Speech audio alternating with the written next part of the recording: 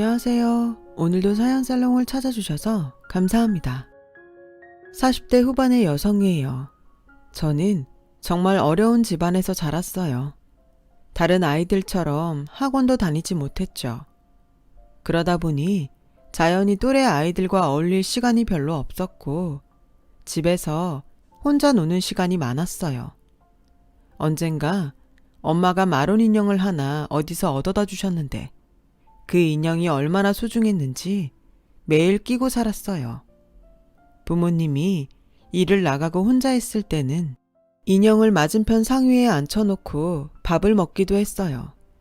인형은 제게 제일 좋은 친구였어요.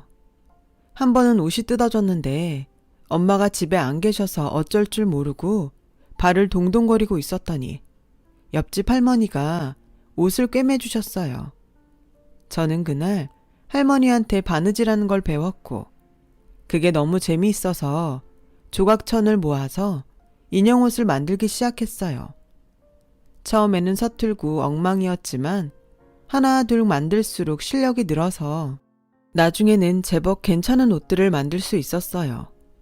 옷 만들기에 흠뻑 빠져서 학교에서 돌아오면 천을 얻어다가 인형한테 옷을 만들어서 입히는 데에 열중했어요.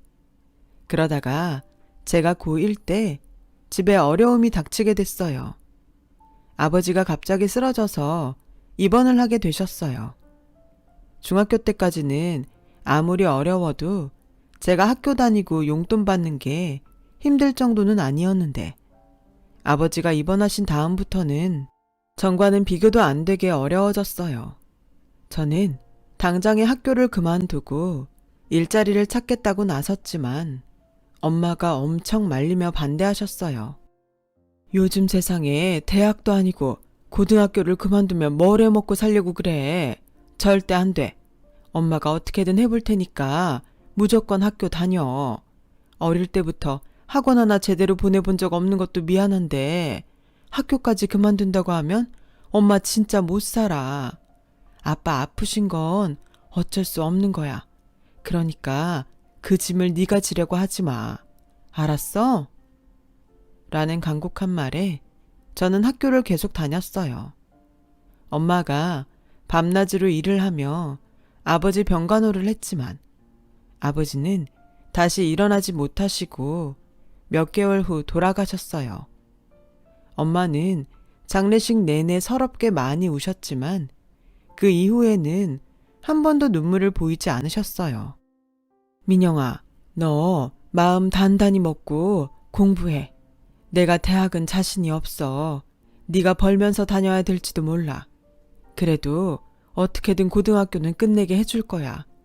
절대 다른 마음 먹지 말고 학교 다녀야 돼. 사실 아버지 병원비 때문에 집에 빚이 많아서 저는 정말 학교를 관둘 생각을 하고 있었어요. 엄마가 그걸 눈치채셨는지 몇 번이고 다짐을 받으시더라고요. 그 이후 엄마는 악착같이 일을 하셨어요. 저도 엄마 뜻에 따라 학교를 열심히 다녔어요. 공부를 잘하는 편은 아니었지만 그래도 중상위권은 됐어요. 하지만 어정쩡한 대학을 가는 건 아니다 싶더라고요. 저는 하루라도 빨리 돈을 벌어서 엄마의 부담을 덜어드리고 싶었거든요. 그래서 고등학교를 졸업하고 바로 동대문 시장 안에서 수선을 주로 하는 의상실에 취직을 했어요. 워낙 옷 만드는 걸 좋아해서 그쪽 일이 하고 싶었고 잘할 수 있을 거라는 자신도 있었어요. 저는 옷을 수선하거나 예전 옷을 요즘 스타일로 고치는 걸 배웠어요. 인형 옷만 만들다가 진짜 사람들이 입는 옷을 만드니까 어려운 점도 있었고 새로 배우는 것도 많았어요. 홈질이나 휘갑치기도 다시 배웠는데 사장님은 제가 손이 빠르고 금방 익힌다고 좋아했어요. 어릴 때부터 옷 만드는 걸 좋아했던 게 소질이 있어서 그랬던 것 같아요. 저는 일을 하면서 사장님이 옷을 디자인하는 것도 어깨 너머로 배웠어요. 디자인 책을 사다가 열심히 보면서 혼자 공부도 많이 했고요. 그리고 밤을 새워 하나씩 제 옷을 만들어 보았어요. 처음에는 시간이 정말 많이 걸렸는데 그렇게 하다 보니 나중에는 점점 빨라지더라고요. 어느 날 제가 만든 코트를 입고 갔더니 사장님이 괜찮다고 하시더라고요. 민영 씨, 우리 이거 만들어서 팔아볼까? 여기까지 살아오는 사람은 많지 않을 테니까 하나만 걸어놓고 몇 개 만들어서 옷가게에 줘보자. 정말요? 너무 좋긴 한데 제가 만든 옷을 살 사람이 있을까요? 내가 팔자고 하면 되는 거야. 여기서 내 짬밥이 20년이야. 옷 보는 안목도 없겠어? 그냥 몇 벌만 만들어서 시험해보자는 거니까 부담 갖지 마. 사장님의 설득에 저는 그러자고 했고 제가 만든 옷을 한쪽에 걸어놓게 됐어요. 그리고 며칠 후 옷 도매 가게에서 연락이 왔어요. 사장님이 놓고 간 코트 다 팔렸어요. 이거 몇 장 더 있어요? 좀 더 갖다 놓으면 좋겠는데. 그 말에 사장님은 의상실에 걸어놨던 코트를 바로 갖다 줬고 저도 옷을 몇 장 더 만들었어요. 그렇게 제 옷이 가게에서 팔리기 시작했죠. 사장님은 아예 자기와 계약을 하고 일하자고 하셨어요. 민영 씨, 옷 만드는 센스가 있어. 나랑 같이 해보자. 응? 내가 여기 오래 자리 잡고 있어서 가게들 뚫는 건 금방이야. 저도 제 옷이 팔리는 게 너무 기뻤고 재미도 있어서 그렇게 하겠다고 했어요. 더 예쁘고 편한 옷을 만들기 위해서 서점에 가서 외국 패션 잡지들이며 옷 만들기 잡지들을 사와서 열심히 보며 연구를 했고요. 그렇게 공부하며 옷을 만들다 보니 어떤 옷들은 잘 팔리고 어떤 옷들은 안 팔리는 게 있더라고요. 그걸 쭉 놓고 보니 외국에서 좋아하는 옷과 우리나라 사람들이 잘 안 입는 옷이 뭐가 다른지 조금씩 파악이 되더라고요. 저는 비록 대학에서 정식으로 공부는 하지 못했지만 현장에서 부딪혀가며 익힌 감각과 실력으로 보세 쪽에 점점 많은 수의 옷을 내놓게 되었어요. 옷 주문량이 많아지자 사장님은 공장을 수소문해서 옷을 맡기기로 하셨어요. 엄마도 제가 빠르게 자리를 잡아가자 많이 좋아하셨죠. 대학 안 간다고 할 때 마음이 너무 아팠는데 그래도 네가 좋아하는 일 하면서 잘 되니까 엄마가 마음이 좀 놓인다. 기특하고 장하다 내 딸. 엄마, 이제 그런 생각 안 해. 나 진짜 괜찮아. 난 얼른 빚 빨리 갚고 싶어. 저는 정말 열심히 했고 5년 후에는 사장님한테서 독립을 하게 됐어요. 빚도 굉장히 많이 갚았고요. 저는 직원 넷을 두고 옷을 만들었고 옷도 정말 잘 팔렸어요. 28이라는 젊은 나이에 사장님 소리를 듣게 됐죠. 그 무렵에 남편을 만났어요. 그 사람도 동대문 도매시장에서 여성 옷을 납품하는 사람이었어요. 같은 일을 하다 보니 시장에서도 자주 보게 됐고 그게 자연스럽게 만남으로 연결됐어요. 그 사람은 대학을 졸업하고 일반 회사를 다니다가 엄마가 하시던 옷공장을 물려받아서 하게 됐다고 하더라고요. 말이 공장이지 재래시장에서 좀 규모가 큰 건물의 한 층을 빌려서 미싱 여러 대를 놓고 옷을 만드는 소규모이긴 했어요. 같은 일을 하다 보니 말도 잘 통했죠. 무엇보다 의지가 됐던 것 같아요. 엄마는 제가 혼자 일하는 게 불안했는데 든든한 사람을 만나서 잘 됐다고 좋아하셨어요. 남자는 특히 제 디자인 칭찬을 많이 했어요. 민영 씨는 정말 감각 있는 것 같아요. 대학 나온 사람들보다 훨 나아요. 진짜 어떤 회사는 보면 무슨 디자인을 저렇게 해놨나? 내가 해도 이거보단 낫겠다. 그런 마음 드는 게 있거든요. 이런 건 아무리 배워도 재능 있는 사람을 못 이기는 것 같아요. 저도 나름 열심히 하고 공부도 많이 했어요. 성욱 씨 말처럼 대학을 나온 건 아니지만 그래서 더 열심히 한 것도 있죠. 재능이 있다기보다 제가 좋아해서 더 잘하고 싶어서 노력한 거예요. 라고는 했지만 절 칭찬해주는 게 속으로는 기뻤어요. 저와 남자는 8개월 정도를 만나다가 결혼을 약속하게 됐고 양쪽 집에 인사를 드리고 상견례를 했어요. 남자도 아버지가 돌아가시고 어머니만 계신다고 했어요. 상견례에서 남자 어머니는 제가 마음에 든다는 얘기를 계속 하시더라고요. 제가 듣기 민망할 정도로 칭찬을 하셨죠. 어쩜 저렇게 우리 집에 딱 맞는 며느리감이 나타났는지 자다가도 신기해서 일어난다니까요. 집안 사정도 양쪽 집이 비슷해서 더 천생연분 같아요. 따님을 어쩜 저렇게 똑똑하게 키우셨어요. 부족한데 예쁘게 봐주셔서 감사해요. 살면서 잘 지도해 주시고 계속 잘 봐주세요. 저도 임서방 아들이라고 생각하고 잘할게요. 그렇게 분위기 좋은 만남을 끝내고 결혼 준비가 착착 진행됐고 저와 남자는 가을에 결혼식을 올렸어요. 결혼하고 얼마 되지 않아서 남자는 제 사업과 자기 사업을 합쳤으면 좋겠다고 하더라고요. 그것도 나쁘지 않은데 당신 공장은 다른 데 옷들 하고 있잖아. 그럼 우리 거 옷 나오기가 힘들지 않겠어? 당장은 그럴지 몰라도 멀리 생각하면 그게 더 좋을 것 같아서 어차피 같은 일을 하는데 우리 공장에서 당신 옷 만드는 게 더 좋지 않아? 서로에게 이득이 될 것 같은데. 그래도 저는 덥석 좋다는 말이 나오질 않더라고요. 우선 우리 옷을 얼마나 잘 뽑아내는지 봐야 했어요. 제가 독립해서 나올 때 지금 공장을 섭외하려고 굉장히 노력을 했고 그만큼 신뢰가 쌓인 관계였기 때문에 쉽게 옮기겠다는 말을 할 수도 없었고요. 이런 말해서 미안한데 그래도 우리 옷을 샘플로 만든 걸 봤으면 좋겠어. 당신도 알다시피 이건 사업이잖아. 내가 지금 공장 사장님하고 계약을 해지하고 당신 공장으로 옮길 만큼 남편 공장의 옷을 잘 뽑는다고 보여줘야 될 것 같아. 뭐 당신 생각도 이해는 해. 그쪽에 해약하자는 게 어렵긴 하겠지. 그래도 샘플을 보겠다고 하니 기분이 좋지는 않네. 라며 볼멘 소리를 하더군요. 사실 남편 공장은 규모도 작았고 저희는 옷을 한 번에 많이 뽑아내야 되는데 그런 많은 양을 해보지 않았을 게 분명했어요.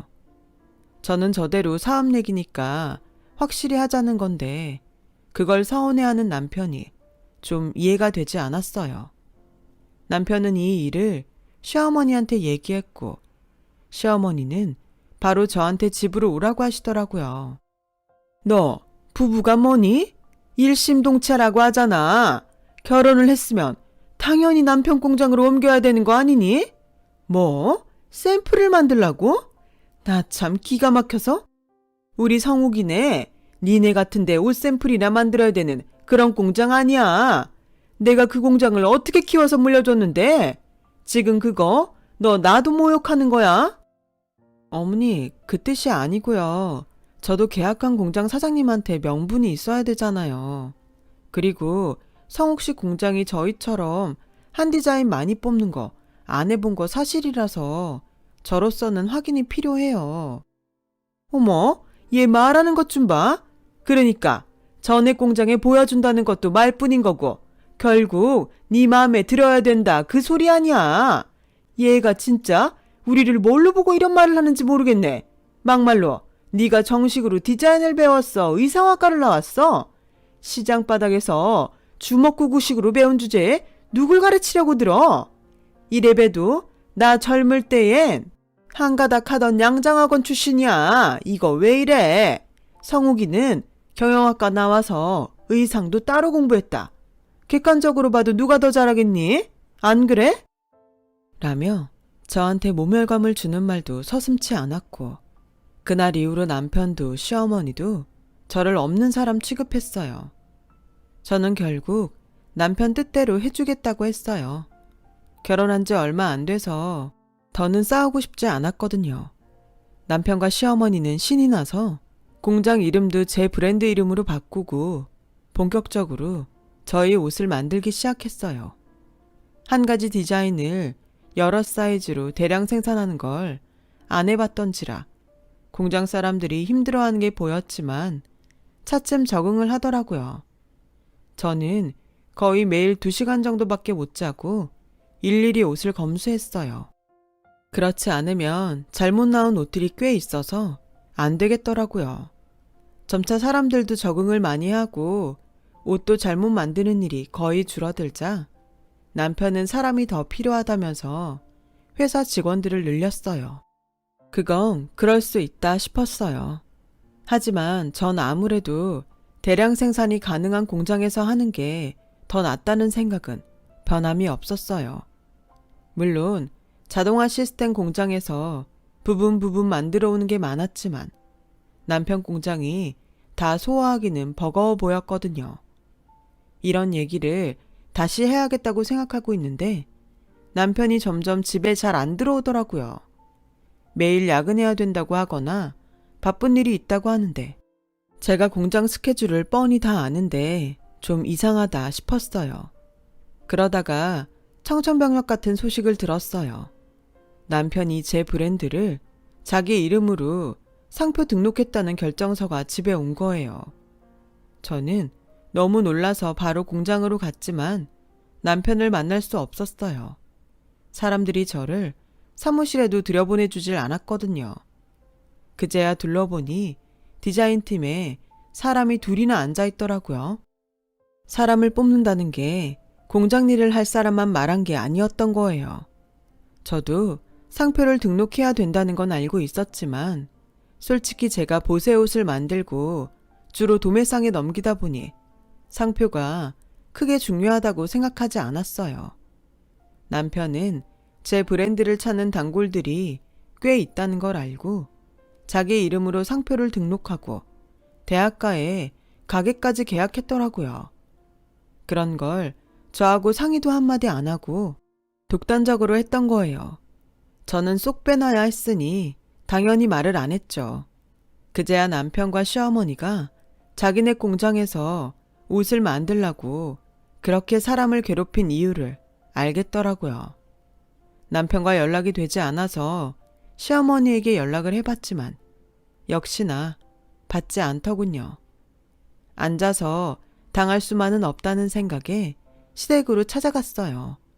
근데 남편이 어떤 여자와 같이 나오고 뒤에 시어머니도 나오더라고요. 남편과 여자는 바로 같이 차를 타고 떠났고 시어머니는 다시 집으로 들어갔어요.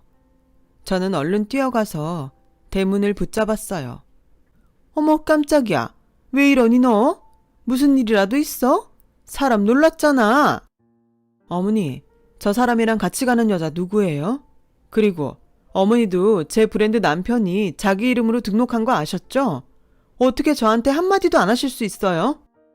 저분은 이제 우리가 회사 모양을 갖춰야 되니까 투자해 줄 뿐이야. 젊은 나이에 어찌나 능력이 좋은지 아주 자금력이 말도 못하겠더라. 그래서 내가 집으로 초대 좀 하라고 했어. 잘 부탁드린다고 하려고. 너 네 브랜드 성욱이가 등록한 게 그렇게 문제냐? 이러니까 우리가 너한테 말을 안 한 거야. 전에 공장 옮길 때도 너 얼마나 부정적이었니? 그런 식으로 하면 일을 하려고 해도 안 돼. 알아? 라더니 그대로 대문을 쾅 닫고 들어가 버렸어요. 제가 아무리 초인종을 누르고 전화를 해도 시어머니는 나오지 않더라고요. 남편도 제 연락을 받지 않았고요. 그리고 며칠 후에 남편이 제가 의부증이라고 못 살겠다며 이혼 서류를 보내더군요. 남편이 일하는 걸 일일이 감시하려고 하는 사람과 못 살겠다고요. 저는 완전히 당했다는 걸 깨달았어요. 처음 만날 때부터 의도적이었던 건 아닐까 하는 생각도 들었죠. 그건 저 혼자 생각이었지만 언젠가부터 2사람 마음이 변한 건 확실했어요. 저는 이혼을 하고 친정으로 돌아왔고 엄마는 저보고 다시 시작할 수 있다며 격려해 주셨어요. 우리가 얼마나 어려운 순간들을 많이 넘기고 여기까지 왔니? 이것도 이겨낼 수 있어. 그리고 민영이 너 능력 있어. 걱정하지 마. 저는 그 말에 용기를 내서 다시 시작했어요. 엄마는 제가 옷을 만들 수 있는 작업실을 마련해 주셨어요. 저는 옷을 만들어서 전에 같이 했던 사장님께 보내드렸고, 사장님은 자기네 옷을 팔면서 제 옷도 매대에 같이 놓아주셨어요. 그것만도 너무 감사했죠. 하지만 저는 다른 방법도 생각해야 되겠다 싶었어요. 그때 인터넷 쇼핑몰이 인기가 많아지고 있어서 저도 인터넷에서 옷을 팔아봐야겠다고 생각했어요. 그래서 프리랜서 웹디자이너를 소개받아서 홈페이지를 만들고 모델 지망생들에게 일당을 주며 옷 사진을 찍어 올렸어요. 몇 개월은 거의 수익이 나지 않아서 포기를 해야 되나 싶었는데 제가 만든 옷을 입어본 사람들이 하나 둘 다시 찾아주었고 그러면서 입소문이 나기 시작했어요. 저는 더 공격적으로 여기저기 온라인 마케팅을 했습니다. 비용도 만만찮게 썼었죠. 혼자 밤을 새가며 일을 했어요. 그러다가 어떤 사람이 블로그에 제가 만든 옷을 입고 올렸는데 그게 반응이 좋아서 더 많은 사람들이 쇼핑몰에 가입을 했죠. 그렇게 쇼핑몰은 인기가 많아졌고 저는 직원들을 고용해서 체계적으로 운영을 해나갔어요. 저희 쇼핑몰에서 액세서리와 구두를 팔고 싶다는 동대문 도매상분들이 있어서 그분들과도 계약을 맺었죠.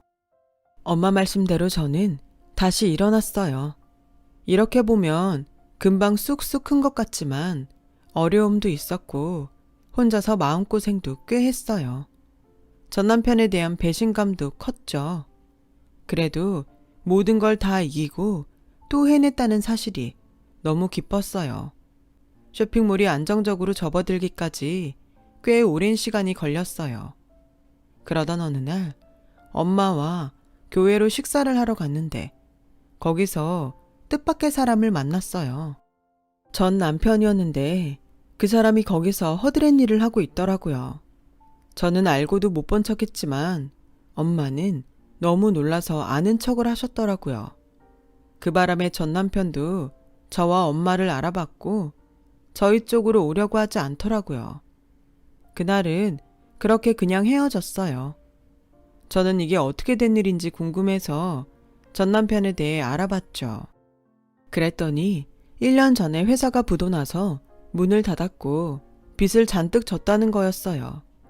투자를 했다던 여자는 남편과 결혼해서 살다가 회사가 위험해질 때쯤 속았다며 이혼 소송을 하고 자기 돈을 다 빼서 집을 나갔다고 하더군요. 한편으로는 쌤통이라는 생각도 들었지만 다른 한편으로는 씁쓸했어요.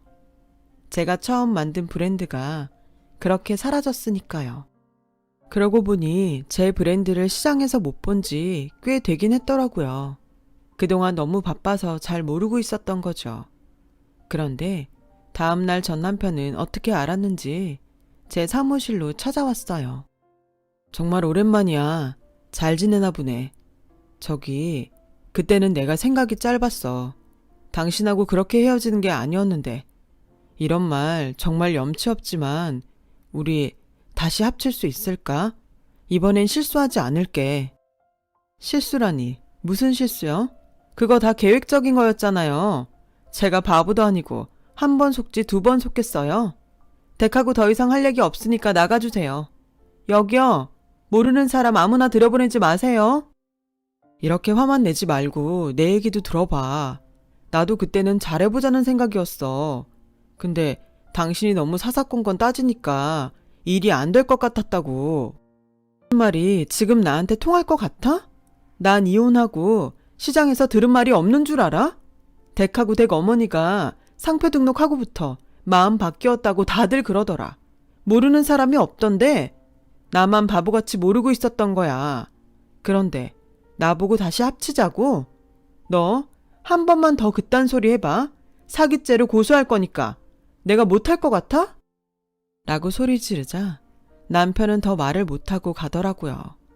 그런데 남편은 예전이나 지금이나 자기 엄마한테 시시콜콜 다 얘기하는 사람이더라고요. 다음에는 시어머니가 저를 찾아왔더군요.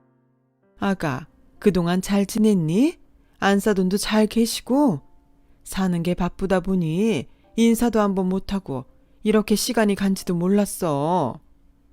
할머니가 우리 엄마한테 왜 인사를 합니까? 그리고 누가 아가고 누가 안사돈이에요. 이제 그런 사이 아니죠. 완전 남남이에요. 얘는 어떻게 사람관계가 그렇게 무자르듯 딱 잘라지니? 아무리 그래도 같이 지낸 정이 있잖아. 결혼하고 살 때도 저한테 자기네 공장으로 안 옮긴다고 막말 함부로 하던 사람이 그러니까 되게 어색하네요. 저 댁 아들하고 다시 안 합쳐요. 그러니까 그만 돌아가세요. 라고 하자 시어머니는 제 앞에 무릎을 꿇고 싹싹 빌더라고요. 정말 미안하다. 우리가 잘못했어. 한 번만 다시 생각해 볼 수 없겠니? 우리한테도 기회를 주려무나. 제가 이만큼이라도 성공하지 않았으면 댁들이 내 앞에 와서 그런 말을 했을까요? 아니죠. 제가 고졸이라고 그렇게 모욕해놓고 제 거 다 뺏어 갔으면 염치라는 게 좀 있어 보세요. 오늘은 제가 참는데 다시 또 찾아오면 그땐 정말 가만 안 있어요. 시어머니는 그래도 기회를 달라고 했지만 저는 거절했죠. 전 남편이 다시 찾아왔을 때에는 경비원을 통해서 회사에 들어오지 못하게 했어요. 두 사람은 몇 번 저한테 연락을 했지만 제가 다 끊어버렸거든요. 그러고 나니 다시 찾아오지도 않고 연락도 없더라고요. 그 후 두 사람이 어떻게 됐는지는 저도 들은 게 없어요. 저는 40이 돼서 저처럼 이혼한 남자와 재혼을 했어요. 한때는 다시는 결혼을 하지 않겠다고 마음 먹었는데 너무 따뜻하고 좋은 사람을 만나서 생각이 바뀌었어요. 남편은 중학교 선생님이고 가정적인 사람이에요. 엄마한테도 잘하고요. 지금은 행복하게 잘 살고 있답니다. 열심히 산 보상을 이제야 받는 기분이에요. 다들 건강하고 큰 문제 없으니 그게 가장 큰 복인 것 같고요. 들어주신 분들 모두 감사드리고요. 다들 행복하시고 행운이 많이 찾아오면 좋겠어요. 건강이 최고입니다. 항상 건강하시고요. 여러분, 사연 댓글에 응원과 현명한 조언 부탁드려요. 좋아요와 구독은 저에게 큰 힘이 됩니다. 오늘도 좋은 일 가득하세요.